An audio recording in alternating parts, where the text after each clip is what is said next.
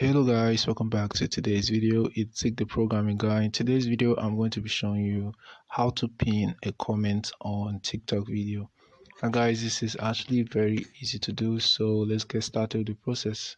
Now the first step to take is to, of course, open your TikTok app and then go to your profile. Now once you're on your profile, select the video you want to pin a comment on. Now I'm going to select this video. I'm going to be showing. All right, once you select the video, now you just have to click on the comment icon and then to pop up all your comments right here. So you have to just click and hold on the comment you want to pin, and then you find the option to pin comment. So I'm going to click on that pin comment, and then this comment will be pinned. Now as you can see, it has been pinned. So guys, this is how to pin comment on TikTok videos. I hope this video was helpful. If you think it was, give this video a like and equally subscribe for more. Thanks for watching, and I'll see you in my next video.